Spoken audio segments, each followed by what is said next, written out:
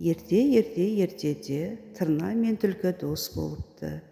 Бір күні түлкі тырнаны қонаққа шақырып, тырна маған қонаққа келіп кет депті. Тырна дәмді тамақ ішкенді жақсы көретін, қуана келісті. Айтулы уақытта тырна келіп, есікті қағып тұрып, түлкі маған қандай дәмді тамақ береді екен деп ойланып тұрды. Кел, тырна, төрлет, деді түлкі. Сені көргеніме қуаныштымын, дейді. Түлкі қонақты құрметтеп, төрге шығарады да, былжыр ботқаны тәрелкеге молынан салады. Жей ғой, тырна досым, ұялма, дейді. Тырна қанша тырысса да түлкінің берген тамағын жей алмай, ұзын тұмсығымен тәрелкені ары тоқылдатып, бері тоқылдатып, тамақты татып та көрмеді.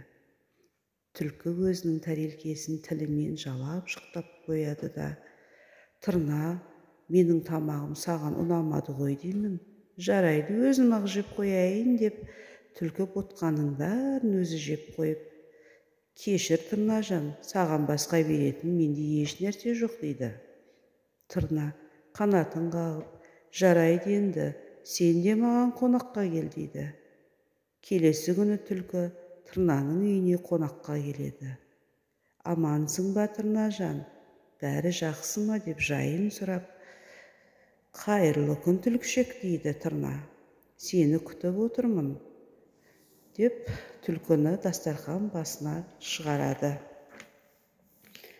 Дастархан үстінде қою көже құйылған биік жіңішке құмыра тұр.